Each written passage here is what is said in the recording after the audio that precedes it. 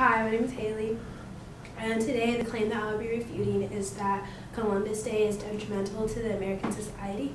And then my opponent's secondary claims are: one, that Columbus Day does not elaborate on the true intentions that Columbus had in traveling; two, that Columbus' motives were to obtain wealth through any means necessary; and three, that the consequences of celebrating Columbus Day is destination of history that occurred not only in the Caribbean but the whole continent of America.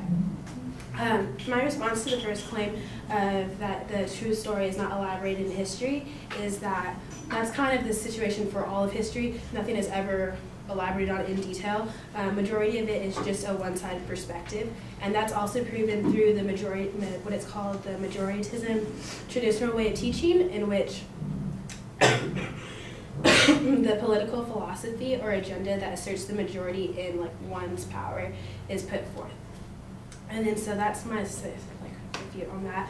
And then also he mentions that the voyage was made in order to make Spain and himself richer in general. And that was incorrect, because the voyage itself was funded by the Catholic and King and Queen of Spain, who wanted to colonize the New World and establish profitable trade routes to Asia.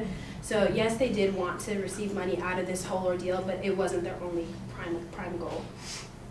And then also, my opponent mentions the myth about disproving the world was round is not by Christopher Columbus. And although that is true, it doesn't really serve relevance to why, the whole argument on why it's detrimental to the American society, whether he claimed the statement or Aristotle did. And then my second response to the claim of why Columbus' motives were to obtain wealth by any means necessary, he mentions that he mistreated the natives once he arrived, and I don't really see how that was relevant either, by saying that he took over them and just to make money. And then for the third claim, when he says that the consequences of celebrating Columbus Day is the destination of history that occurred not only in the Caribbean but the whole continent of America. He goes on to say that the acute celebration that the American holds over the holiday is a mask of the cultural genocides, but the definition of a genocide is the intentional killing. And in this case, none of this was intentional. Majority of those who died were either it was because they were overworked or committed suicide because they did not like the conditions, and the remaining half of them were gone due to disease, and that's something that they had no control over bringing. And then as a whole, I felt that his claims were not very relevant to the whole thing. Serving relevance at the day is detrimental because each of his supporting claims just provide judgment calls or simply just facts, but they don't serve. And that's that.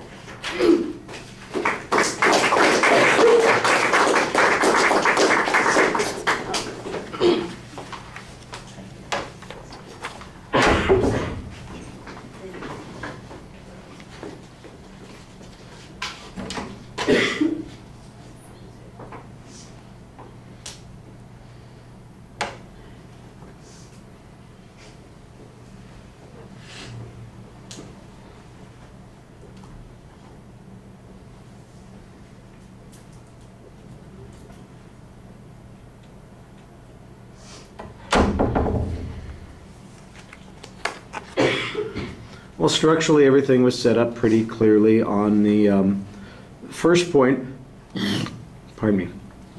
There's a argument that suggests that all history is told from one perspective that tends to favor one group over another, and that may be a true statement, but does that deny that there's a harmful consequence of doing that? I think the notion that a majoritarian historical perspective has advantages or that it's necessary needs to be defended a little bit, and you basically just point out that it exists. So I'm not sure that it contradicts the advocate's position on this. I don't know that they proved that there is some harm as a consequence of not addressing those particular issues, but you certainly haven't diminished any assertion of harm by presenting that. You've just given us an explanation about what happens. On the second point, it mostly comes down to, you know, everybody agrees people expected to get some money out of this, so what's the big deal?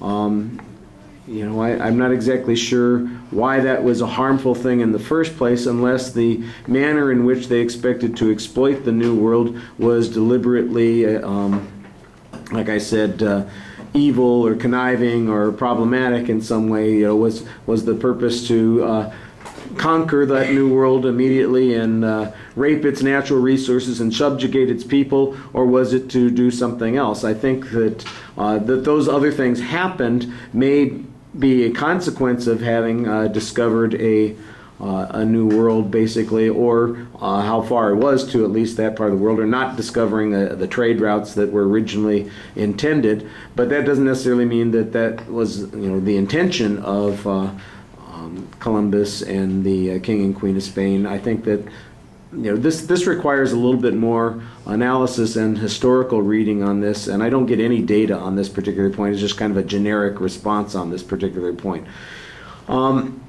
On the third point, you basically challenge the concept of it being a genocide because it's not necessarily intentional, and that's a reasonable press. You do give a source. You don't give a source citation, but you say, you know, they were overworked, or they committed suicide, or they died of disease. I don't get a source citation on that. Overworked sounds to me like that's, you know, overworked or commit suicide. If they're committing suicide because they're overworked, that sounds like it might be genocidal. But again, I'm not exactly sure. Are we talking about the people that Columbus brought back to Europe from the New World, or are we talking about the people who were subsequently subjugated by conquistadors from the Old World?